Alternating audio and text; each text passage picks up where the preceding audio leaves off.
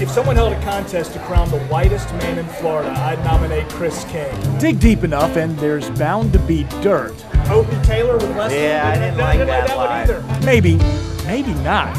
We can Google for days, but this candidate may not have any. I mean, it was tough enough to get him to even have sugar, for Pete's sake. Hopefully we won't disrupt your lunch. He's Thank you. Just It's a good-looking tea. Nice. We appreciate you doing it. Okay, so today's spot is the candy district of Jacksonville, Florida, if there is such a thing. At the corner of Hogan and Duval, you've got Sweet Pete's and the Candy Apple Cafe, where we're going to meet with a candidate who, frankly, is, on the surface at least, one of the sweetest guys going. His name is Chris King. He is a married father of 3. He is a Democrat. He is running for governor. Once again, this is Open Tab. Are you hungry? I'll get a tea and a little something, yeah. Okay, good. Got me going, okay? Start y'all up with water, tea, soda, lemonade. Unsweet iced tea would be great. Would you like lemon or sweetener? No, thank you. Okay. Perfect. I'm going to stick with tradition of Open Tab. If he's got a tea for the caffeine, it's the end of my day. I'm going to have an I-10. That's what I'm talking about. All right? Thank you very much. If I didn't have to work the rest of the day, I'd do that. Right, too. so the mornings, I mean, if you've been in and out of TV stations, you've been at work since early in the morning, this is my 5 o'clock. This is it. This You're is my done. last thing I get to do. Yeah. Yes. We'll relax a little bit. That's one of my secrets on the Which is? campaign trail is unsweet iced tea. I brought a gift for you. Yeah? Yes. I went to Sweet Pete's, which is right next door. It's a candy store. All right. And I got you some of these. These Wow. are the Gummy Heroes. They're red, white, and blue. Well, thank you. Consider that a All Open right. Tab My contribution. wife will fight me for them. Okay. Well, thank you. So this is leading me to a question for you. Yeah. Because we're in a sweet place. Yeah. It's a place that has great dessert too. Yes. And you're a sweet guy, but the big sugar money. Yeah. Can you even eat that? Yeah. Since you said no, are you Yes. worried? Are they going to come? Yes. Can you explain that to me, Sure. what that means? Sure. Because we do Yeah. have one candidate on the Yeah. other side of things Yeah. who is notably an NRA sellout. Sure. He wants the money. Sure. Bring the Sure. money. Sure. But you won't even take money from a sugar No, corporation. Why? but that's a funny way. You'll see an ad coming shortly to Jacksonville where we'll make it very simple for even children to understand. Right, thank you. This was an early decision by me. The environment, I'm a lifetime Floridian. The environment is a huge issue in this campaign. Everybody generally says the same thing. Sure. Nobody is for polluting our waterways. Nobody likes that or wants that. And yet it keeps happening. And so I was the first one to really stand up and say there's one industry that has had an extraordinary amount of influence on Florida politics. I think too much influence. And they have impacted both parties. Right. So the Republican Party gets more of their money, but my party gets a lot too. Yeah. And so I came out and I said I'm not going to take their money and I'm not going to be beholden on making big decisions on Florida's environment. And that created a big conversation. I mean, if I Google you, and again, Yes. this show, I hope to make it less about the things I can obviously find on Yes. Google, because they've got to Yes. come to us for a reason to learn something about you. But I mean, one of the big things that comes up is sugar. Well, what would you be holding to sugar for? I mean, selling more Captain Crunch? I mean, what on earth Yeah. would Yes. they ask of a candidate? Just leniency on pollution? Lewis, they asked about everything. Right.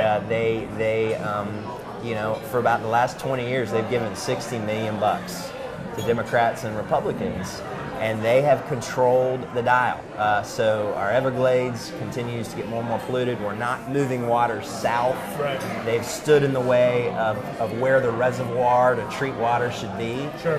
And they're intimidating. I mean, look, this was a scary position to take. It's not one I've enjoyed, but I've said if it's ever going to change, we've got to have a candidate do it differently. Cheers, by the way. Yes. All right. Yeah, good luck on the caffeine. Hopefully. That's right. We have different objectives. We've got, so at least statewide, the conversation has been Lake Okeechobee, the dike, keep preventing algae blooms getting into South Florida. Right.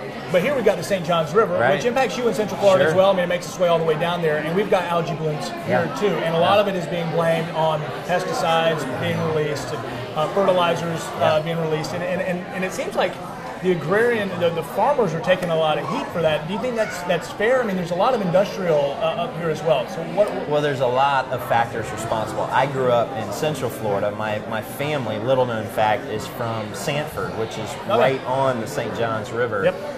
And we still do a lot of work in that part of the state. So I grew up, fishing along the St. Johns River, and what we're experiencing all across the state of Florida that is getting seemingly worse and worse is our water management systems, the cleanliness of our water, access to clean water as we grow is becoming more and more and more important.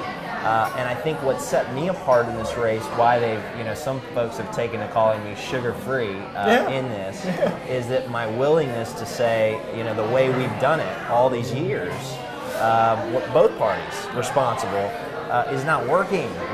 We right now, and you follow this, it's in the news all over the state, we've got discharges from a very polluted lake that are destroying estuaries on both the east and west side of the state. Right. We're pumping hundreds and hundreds of thousands of gallons of dirty water into some of Florida's most pristine waters, and that's crazy. But there's a reason we're doing it, because we can't move that water south where the good Lord created that's where it was supposed to be going, at least from the because design. we've blocked it up. And sugar bears responsibility, but as you suggest, it would be unfair to say that's the only responsible source. We've got lots of laws and regulations that we've got to take a hard look at. First of all, this gigantic bottle of water is great. Is this bothering anybody? Shooting wise, is the gigantic bottle of water? It's okay? very pretty. It's beautiful. I do want to. Okay. Do you mind? Yeah, because absolutely. I googled you. You gotta. And I got to learn about you, but Yeah. but I want to get your reaction to some of the things I'm learning about you. This is an article by Adam Smith. You know Adam Smith? Yes, I've spent a lot of time with Adam Smith. Okay. Yes. You never know what he'll write.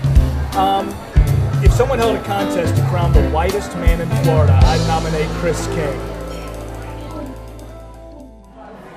I'm going to do the adult grilled cheese, if I could. House-made tomato bisque usually comes as the side. You want to switch that out, or you want to keep that on there? I'll keep the tomato. I've got a white shirt on, so I better do the tomato bisque. Yeah, Let's see if I can get sloppy. Thank you. Take that out. I'm going to Appreciate follow. I was going healthier, but I'm going to follow his lead. Good. Okay. That sounds And you're okay with the tomato bisque as well? sure. Absolutely. All right. Great. Anything else? Let me know. Thank you. If someone held a contest to crown the whitest man in Florida, I'd nominate Chris King. Yeah, What do you think of that? told Adam, I'm not sure I love that line. It was an altogether very positive column. You know what? It's but- a line that makes you kind of, what's this about? And then the whole thing is really positive But about you. I could see Adam laughing as he was saying it. Do you think other people would laugh about that?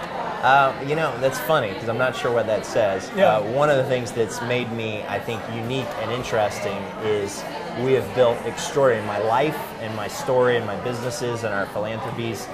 We've built huge relationships with the African American community, and that's where I get a tremendous amount of my support in this election. Right. I think what he was suggesting is that I'm not a typical candidate with a lot of edge. Opie Taylor with less. Yeah, I didn't like that one line. either. I've told Adam. I think I'm a little hipper, than that.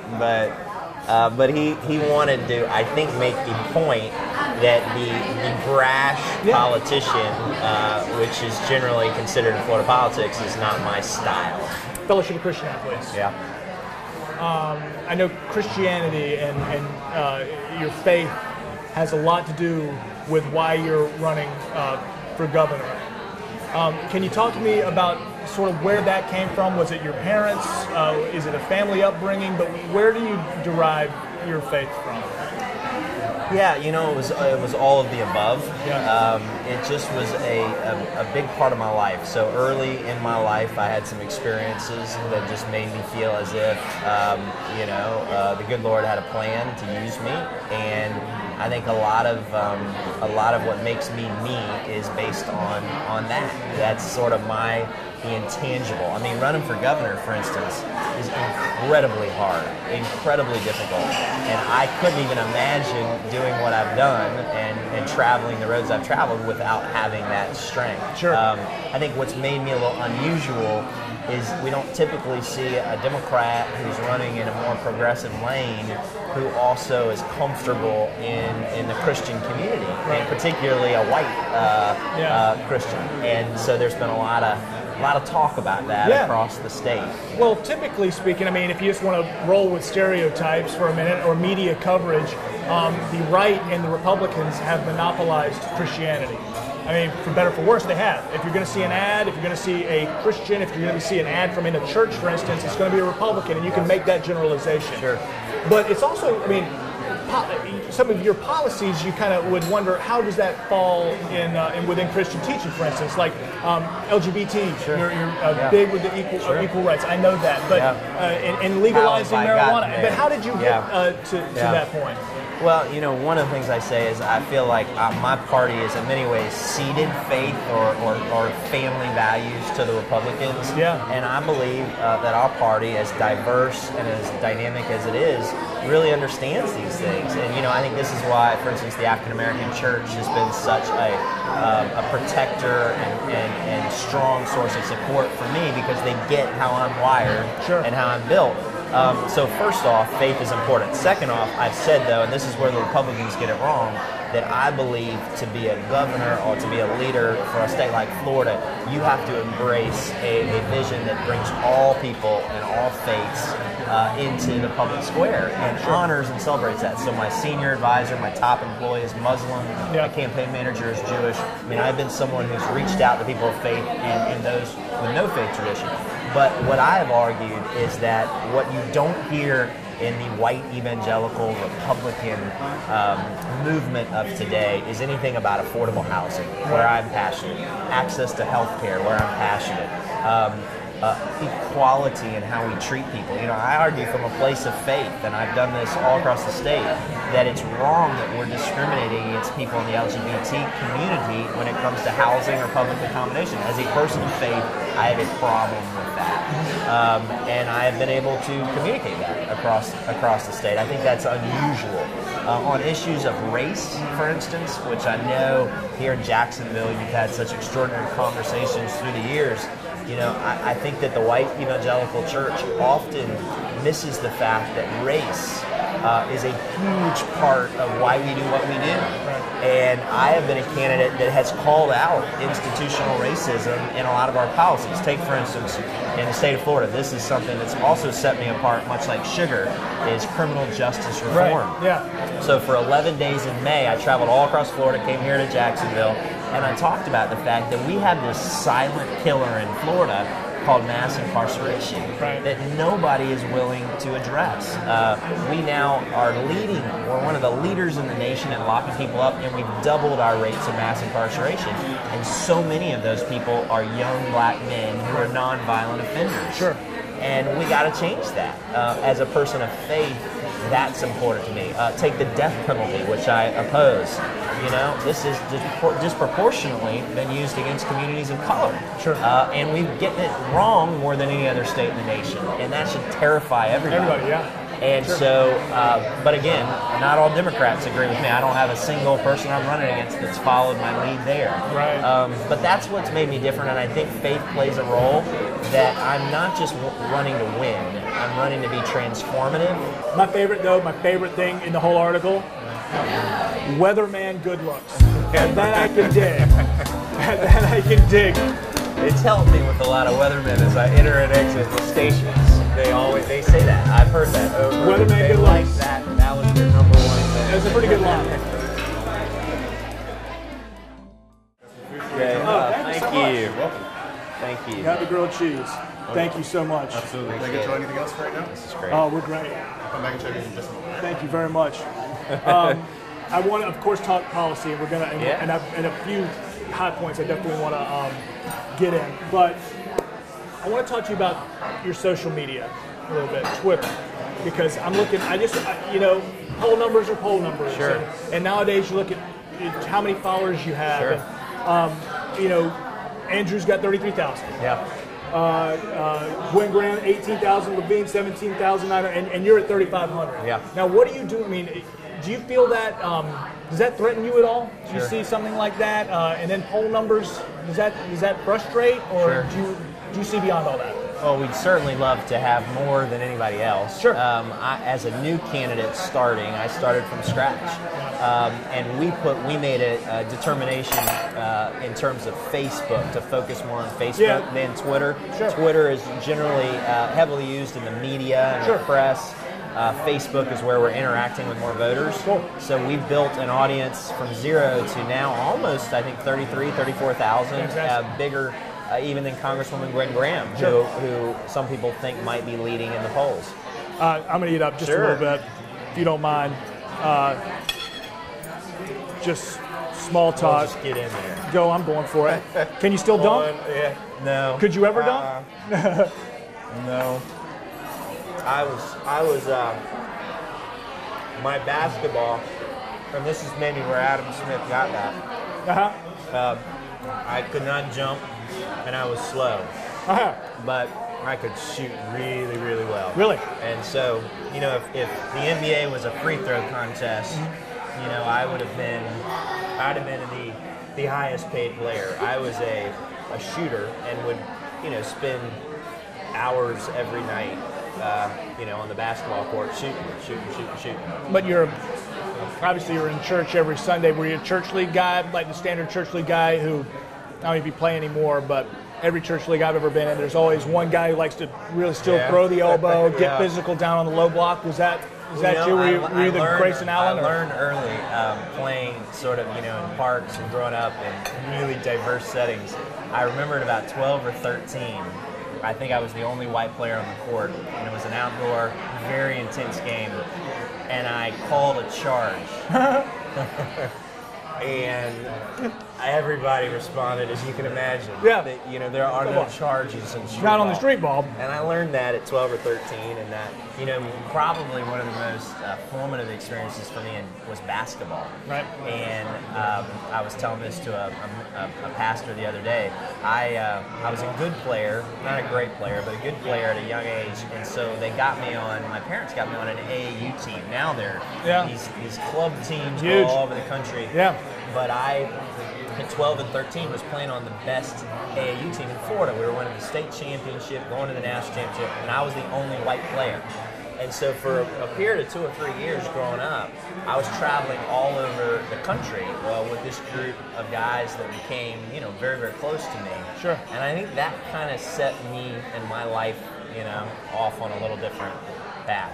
And then Harvard. So did you play ball at Harvard? No, I wasn't good enough. Wasn't quite good enough for the Ivy League? So without getting too much into the Harvard life, but compare the lifestyle you led there versus what happens at University of Florida Law. Like, what's any big differences? Yeah. The party scene, is that a little different? Did you even participate in that? Yeah. I mean, I'm guessing maybe your books. You think Adam Smith's article is? No, my wife will tell you I was fun. Okay, good. God maybe bless not her. as fun as a lot of people going through college. Well, but here you are. You know, Harvard for me, I had a great high school. I went to a great high school in Central Florida, Winter Park High, the Winter Park Wildcat. Loved it, and then went off. Nobody in my family had gone to Harvard. I didn't know anybody in New England. Didn't know a single person in my class.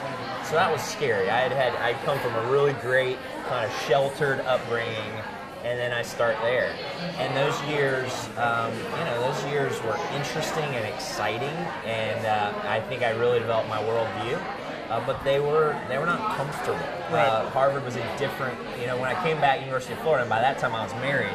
Right. You know, my friends there college was a different experience. Sure. And I was doing other stuff. But the thing about Harvard, and you know, it's again, media will say it is a liberal factory. Yeah. You went up, and honestly, if you look at your background and you were going to guess what you have the makings of being a fantastic conservative Republican. But has that led you down that path as well? I mean, did time in New England, what would be a liberal mecca, did that change anything in you? That would have been the road most traveled. Sure. And I don't know why I didn't travel it. Right. I got to Harvard, and I think I very quickly, you know, when I was growing up in Central Florida, being a Christian, being a part of these things kind of helped create more opportunities. Sure. You generally were more respected, or your reputation, or when you ran for school elections, you won. You know, that was a good thing. I get to Harvard, and I think I was sort of fish out of water. And I had to really kind of come to appreciate why were so many people there antagonistic to someone like me from the South, who sort of, their Christian faith was a big part of their story. What was the problem? And so it really led me on almost a 2 or 3 year, I developed a special major around religion and politics. And my senior thesis was on the religious right, really studying American politics and Christianity, and that was, I think, what it probably was the precursor for 20 years later when I got into public service. I want to take a break. Yeah. 4, do you have a cell phone? Do you have one on you? Me. No. Does anybody have one on you? Gerald, do you have my cell phone on me?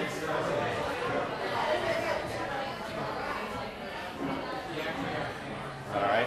Is it your personal? I asked this because I'm going to go into my photos. All right. And I'm going to pick the 5th one in. Okay. And I'm going to show you my 5th one in. And this is... That's my Ruby. That's my daughter. She's eating a s'more in the backyard. Nice. What pictures? Very do you have any pretty. pictures that you trust me enough to share? Sure. Let me see here. Well, I have a lot of people that would freak people out. This is my wife. Right Beautiful. There on the front. Fantastic. So, and y'all been together since you were 15? We've been together since I was 15. She was 17. She had just turned 17. That's unbelievable. Yes. But you belong on the cover of Southern Living magazine. That's my youngest son, Luke. Luke. So I have 3 small, 7, 9, and 11. Fantastic. That was me on a trip. You know, selfie. Settled up for another 11 months. How about see if I can find a selfie for you? I think you know, I used to have a big beard. Oh me and my daughter. Yeah, wow. right? Yes. I think it would have been a different, we might have had a different Ruby. vibe. That's Okay. Ruby, and I've got my son Oliver, who I can't forget about. I got to show you. I mean, if I'm sitting with a governor, I got to say that's my boy there. All right. So, yeah, 5 and 2. Nice. Where it's at. Oliver and Ruby. Oliver and Ruby. Yeah. These are sort of magical or whimsical names. Yeah, Oliver, I don't know where we got that from. My wife Annie just kind of picked that out of the sky, and then Ruby's a family name. Okay. Yeah. So, cool deal. Very good. I didn't know if I'd find any of your guilty pleasures. I'm going to try to pick your brain. So you were not drinking beer. Yeah. What do you have any guilty pleasures? You say you got, and it's unsweet tea. Yeah. Not even that. I like beer and wine, absolutely. Every once in a while. Yeah. But yeah. Do you have a sweet tooth? Not a sweet tooth. Not a sweet no. tooth. Do you have any Netflix guilty pleasures? Anything you binge watch? Well, you know, I'm binge watching a show this week. But it's not for the little, not for the little ears. But my wife and I discovered a show called Fauda. It was produced in Israel. Favorite place to vacation in Florida? Sarasota. Easy thing to do when it comes to the President Donald Trump, at least from the Democratic side of things. Sure. Bash. Bash him. We don't want anything to do with him. Yeah. My challenge to at least all the Democrats I've interviewed so far is tell me something positive. Tell me something you like about the Commander-in-Chief. What I have said, this is sort of the way I put it, that what I think he figured out. Great. They're awesome. Great. Yeah, thank you. We're good. What he figured out that I think he used for nefarious purposes, but that the Democratic Party's not figured out, is he really came to understand people's economic anxieties. And then there were a lot of families that felt like they were falling through the crack. Now, I would argue there was a racial lens he brought to that divided people. But I think that's been the problem with the Democratic Party, especially in Florida, is that we have really not addressed people's pocketbook issues. I think that's why the Jacksonville market here and this community here has really resonated with a candidate who talks about wages, who talks about housing costs, who talks about healthcare costs, who talks about access to capital and small businesses. And the Democratic Party has not done that. I think the president, he and his campaign, as divisive as it was, really got that people felt like they were hurting. Now, I would argue what he pointed to as the reasons were not healthy for our country and have not made it better. Right. But he got that. We missed that. Yeah. And our party has, I think, paid the price for that. So many things you can Google, but one policy that stood out to me that I want you to explain a little bit is the bullet tax. Yeah. That's a little different. Yeah. That's a curveball. Tell me about what is that? I can tell you that when I came out with that, I added some new social followers to my campaign that were not some of the nicer followers. Did it get that ugly? We have. It gave me a further appreciation when you tackle this third rail in American politics of gun safety. People have very, very strong positions. Here was my basic premise, and they've said that I have the most ambitious policy in the field, a Democrat or Republican, for gun safety. I've suggested we got a gun violence epidemic. I'm from Orlando. We had Pulse. Pulse is hugely inspiring to anyone from Central Florida. We of course watched Parkland, and the voices out of Parkland are some of the most courageous. But we also have everyday gun violence across Florida that does not get to the front pages. Sure, it does. But yep. that I, as a candidate, when you're a candidate, this is the way it looks. I've done a bunch of gun safety roundtables here in Jacksonville. And a mother will come up to me with a button on her. As a new candidate, this was new to me. Yeah. With a button on her top of her shirt with a picture of her child. And she will share the story of how she lost. There's a mother who's a big supporter of our campaign, Latasha Hobbs, who, in the early days of January 2017, lost her son, her 17-year-old son, here in Jacksonville to random gun violence. And so what are we going to do differently? Is there any big idea out there? This was one, the bullet tax. And this was the concept of a fund that I call the Every Kid Fund for Gun Violence Prevention, which is an ongoing revenue source every year. It means we don't forget about this issue when it gets off the front pages next year. Every year, we're investing in programs and initiatives and school safety technology that's been proven to work. And it comes from a bullet tax. It comes from reallocating the taxes on firearms and ammunition that we currently already have. Sure. And putting it into a special fund that does big, good things. That should be pretty common sense to me. And I'm hoping people of Florida will agree. I'm guessing I'm going to take the check. As we continue to record. Thank you for your time. I'm guessing before I close out, there's no I'm going to convince you to take a shot of whiskey with me. No, I don't think so. I think if I did that, I would. Had to sleep in the car. Probably be down for the count. Understood. So, what is your Florida man story? What's your wildlife story? Everybody's had an encounter with an alligator, an armadillo, a raccoon, something crazy, a python in the attic. What's yours? Yeah, I love alligators. I grew up, we grew up near the St. Johns River, so, I was telling our team that has come here from all over the country, that it's not unusual to see a 13 or 14-foot gator. I was in Belle Glade 2 weeks ago, and if you've ever been to Belle Glade, it's sugar cane everywhere, and then these little sort of tributaries or canals, and I'm just trying to spot out the alligators. Love alligators. I went to they used to have all these across Florida, like right off on the way to Tampa, alligator zoos. Sure. I think we determined at some point the liability probably was shouldn't off the charts. I mean, there's the alligator farm in St. Augustine, but it's managed well. Yeah. It's good place. Go visit crocodiles and alligators. I love that. So everyone's got the story. I did too. 16 years old, going out on a date, about to leave, and a 9-foot alligator has come out from one of these retention ponds, and his tail is hitting the tree. And there's just something about alligators that are fascinating. Well, you're a fascinating candidate. Wish you the best of luck. Thank you. Cheers to you. I finished my beer. God bless. Open tab. Good luck to you, sir. I appreciate it. Oh, man.